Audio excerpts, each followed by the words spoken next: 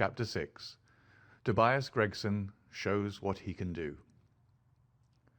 The papers next day were full of the Brixton mystery, as they termed it. Each had a long account of the affair, and some had leaders upon it in addition. There was some information in them which was new to me. I still retain in my scrapbook numerous clippings and extracts bearing upon the case. Here is a condensation of a few of them. The Daily Telegraph remarked that in the history of crime there had seldom been a tragedy which presented stranger features. The German name of the victim, the absence of all other motive, and the sinister inscription on the wall all pointed to its perpetration by political refugees and revolutionists. The Socialists had many branches in America, and the deceased had, no doubt, infringed their unwritten laws and been tracked down by them.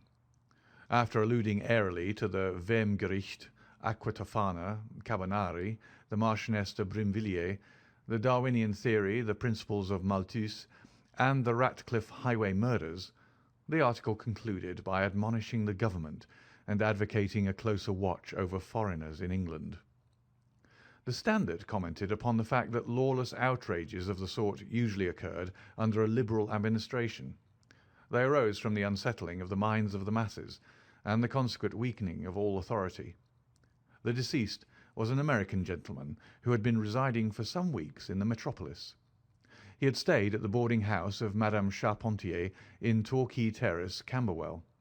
He was accompanied in his travels by his private secretary, Mr. Joseph Stangerson. The two bade adieu to their landlady upon Tuesday the 4th inst., and departed to Euston Station with the avowed intention of catching the Liverpool express. They were afterwards seen together upon the platform.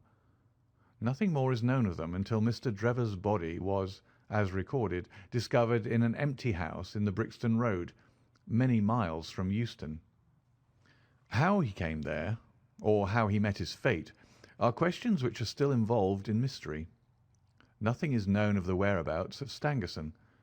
We are glad to learn that Mr. Lestrade and Mr. Gregson of Scotland Yard are both engaged upon the case, and it is confidentially anticipated that these well-known officers will speedily throw light upon the matter. The Daily News observed that there was no doubt as to the crime being a political one.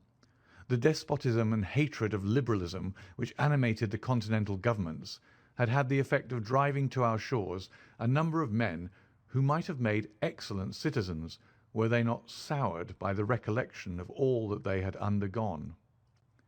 Among these men there was a stringent code of honour, any infringement of which was punished by death. Every effort should be made to find the secretary, Stangerson, and to ascertain some particulars of the habits of the deceased. A great step had been gained by the discovery of the address of the house at which he had boarded, a result which was entirely due to the acuteness and energy of Mr. Gregson of Scotland Yard. Sherlock Holmes and I read these notices over together at breakfast, and they appeared to afford him considerable amusement. I told you that whatever happened, Lestrade and Gregson would be sure to score. That depends on how it turns out.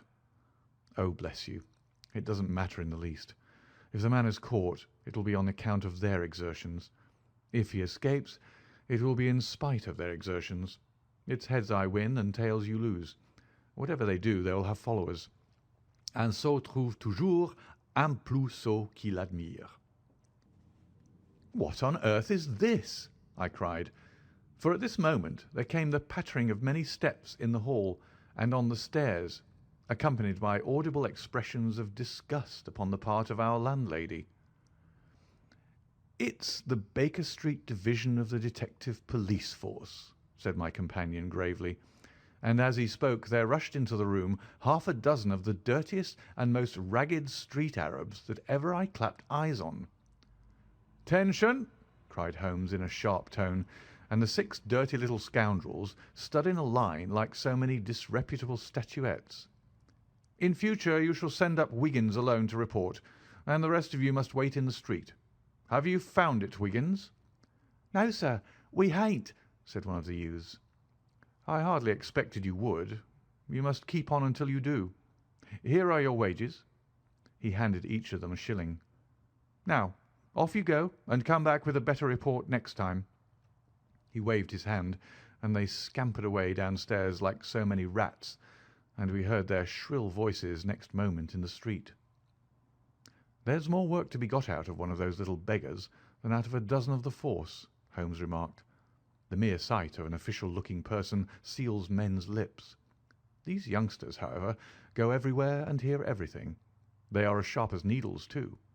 All they want is organisation." "Is it on this Brixton case that you're employing them?" I asked. "Yes. There is a point which I wish to ascertain. It is merely a matter of time. Hullo! We're going to hear some news now with a vengeance. Here is Gregson coming down the road with beatitude written upon every feature of his face. Bound for us, I know. Yes, he is stopping. There he is." There was a violent peal at the bell, and in a few seconds the fair-haired detective came up the stairs 3 steps at a time and burst into our sitting-room.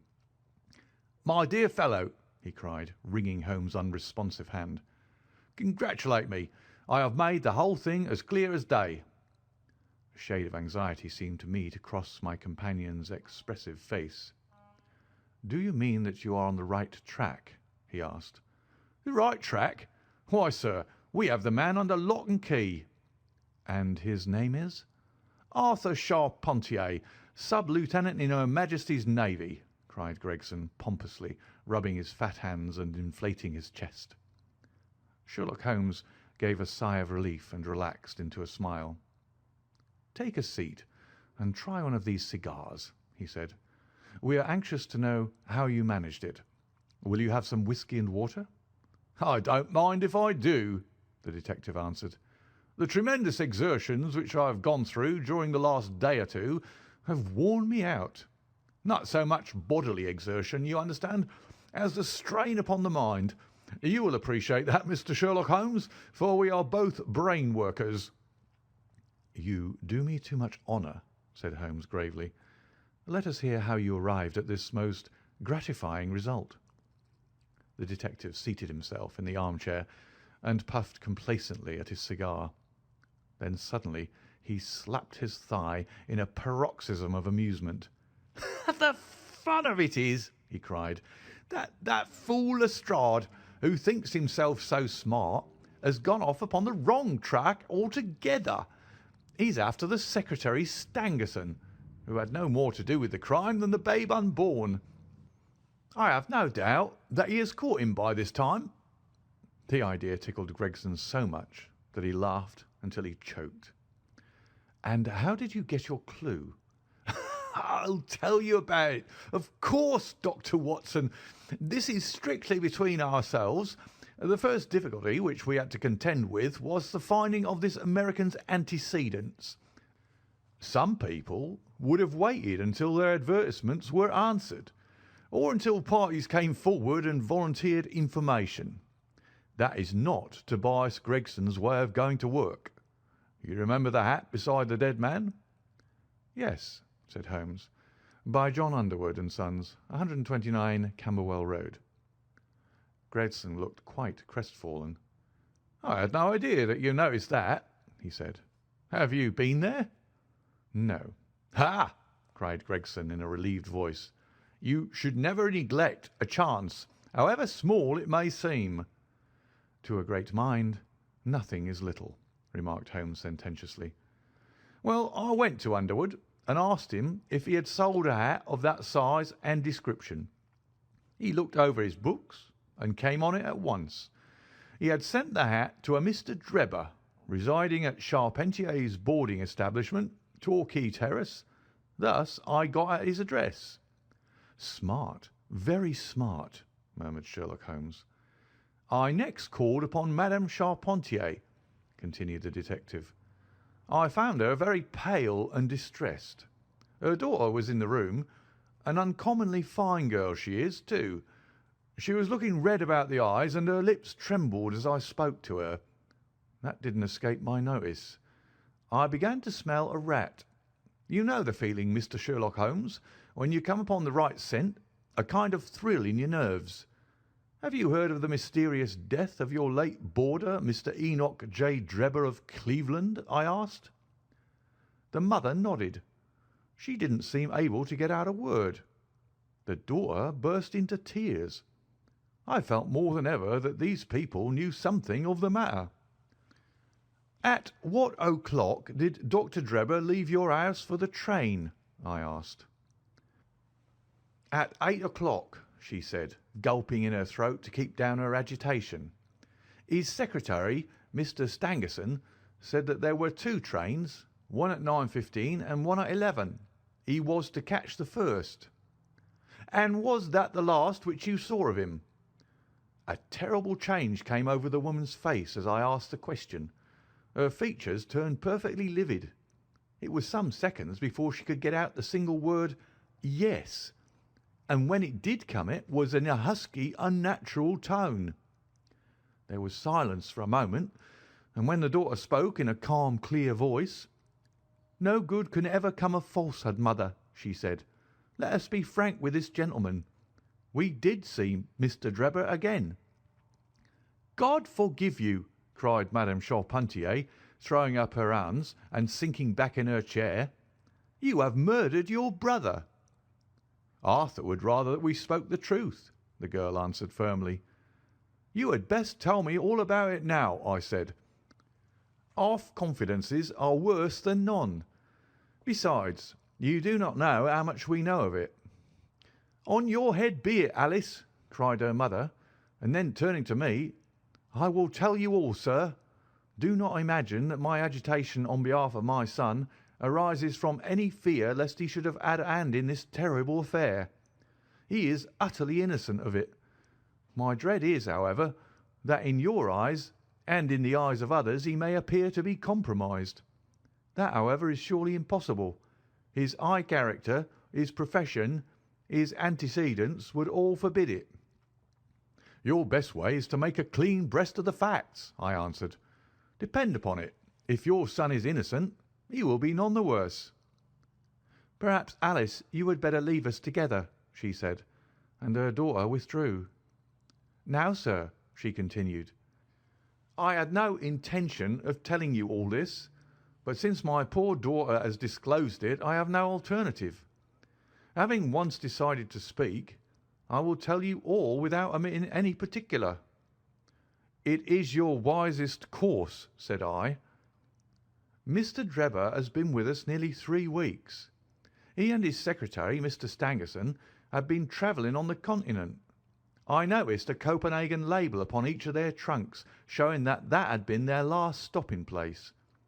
Stangerson was a quiet, reserved man, but his employer, I am sorry to say, was far otherwise. He was coarse in his habits and brutish in his ways. The very night of his arrival he became very much the worse for drink, and indeed after 12 o'clock in the day he could hardly ever be said to be sober. His manners towards the maidservants were disgustingly free and familiar. Worst of all, he speedily assumed the same attitude towards my daughter Alice, and spoke to her more than once in a way which, fortunately, she is too innocent to understand. On one occasion he actually seized her in his arms and embraced her, an outrage which caused his own secretary to reproach him for his unmanly conduct." "But why did you stand all this?" I asked. "I suppose that you can get rid of your boarders when you wish." Mrs. Charpentier blushed at my pertinent question. "Would to God that I had given him notice on the very day that he came," she said. "But it was a sore temptation. They were paying £1 a day each, £14 a week, and this is the slack season. I am a widow, and my boy in the Navy has cost me much. I grudged to lose the money. I acted for the best. This last was too much, however, and I gave him notice to leave on account of it. That was the reason of his going." "Well?" "My heart grew light when I saw him drive away. My son is on leave just now, but I did not tell him anything of all this, for his temper is violent, and he is passionately fond of his sister. When I closed the door behind them, a load seemed to be lifted from my mind. Alas, in less than an hour there was a ring at the bell, and I learned that Mr. Drebber had returned. He was much excited, and evidently the worse for drink. He forced his way into the room where I was sitting with my daughter and made some incoherent remark about having missed his train. He then turned to Alice, and before my very face proposed to her that she should fly with him. 'You are of age,' he said, 'and there is no law to stop you. I have money enough and to spare. Never mind the old girl here, but come along with me now straight away. You shall live like a princess.' Poor Alice was so frightened that she shrunk away from him, but he caught her by the wrist and endeavoured to draw her towards the door. I screamed, and at that moment my son Arthur came into the room. What happened then I do not know. I heard oaths and the confused sounds of a scuffle. I was too terrified to raise my head. When I did look up, I saw Arthur standing in the doorway laughing with a stick in his hand. 'I don't think that fine fellow will trouble us again,' he said.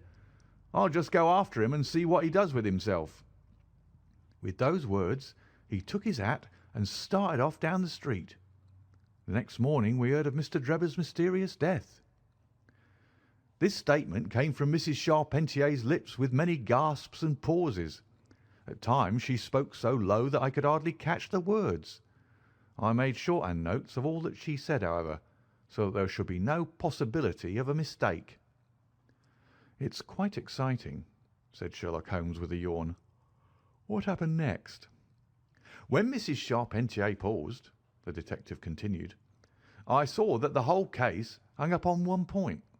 Fixing her with my eye in a way which I always found effective with women, I asked her at what hour her son returned. 'I do not know,' she answered. 'Not know?' 'No. He has a latch key and he let himself in.' 'After you went to bed?' 'Yes.' 'When did you go to bed?' 'About 11. So your son was gone at least 2 hours?' 'Yes.' 'Possibly 4 or 5? "'Yes.' 'What was he doing during that time?' 'I do not know,' she answered, turning white to her very lips. Of course, after that there was nothing more to be done. I found out where Lieutenant Charpentier was, took 2 officers with me, and arrested him. When I touched him on the shoulder and warned him to come quietly with us, he answered us as bold as brass. 'I suppose you are arresting me for being concerned in the death of that scoundrel Drebber,' he said. We had said nothing to him about it, so that his alluding to it had a most suspicious aspect."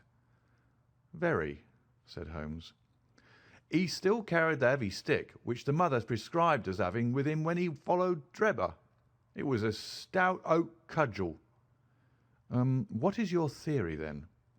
"Well, my theory is that he followed Drebber as far as the Brixton Road, when there a fresh altercation arose between them, in the course of which Drebber received a blow from the stick in the pit of the stomach, perhaps which killed him without leaving any mark. The night was so wet that no one was about, so Charpentier dragged the body of his victim into the empty house. As to the candle and the blood, and the writing on the wall and the ring, they may all be so many tricks to throw the police onto the wrong scent." "Well done," said Holmes in an encouraging voice. "Really, Gregson, you are getting along. We shall make something of you yet." "I flatter myself that I have managed it rather neatly," the detective answered proudly. "The young man volunteered a statement in which he said that after following Drebber some time, the latter perceived him and took a cab in order to get away from him. On his way home he met an old shipmate and took a long walk with him. On being asked where this old shipmate lived, he was unable to give any satisfactory reply. I think the old case fits together uncommonly well. What amuses me is to think of Lestrade, who started off on the wrong scent. I'm afraid he won't make much of why. By Jove, he's the very man himself." It was indeed Lestrade who had ascended the stairs while we were talking, and who now entered the room. The assurance and jauntiness which generally marked his demeanour and dress were, however, wanting. His face was disturbed and troubled, while his clothes were disarranged and untidy. He had evidently come with the intention of consulting with Sherlock Holmes, for on perceiving his colleague he appeared to be embarrassed and put out. He stood in the centre of the room, fumbling nervously with his hat and uncertain what to do. "This is a most extraordinary case," he said at last. "A most incomprehensible affair." "Ah, you find it so, Mr. Lestrade!" cried Gregson triumphantly. "I thought you would come to that conclusion. Have you managed to find the secretary, Mr. Joseph Stangerson?" "The secretary, Mr. Joseph Stangerson," said Lestrade gravely, "was murdered at Halliday's private hotel about 6 o'clock this morning." End of chapter 6.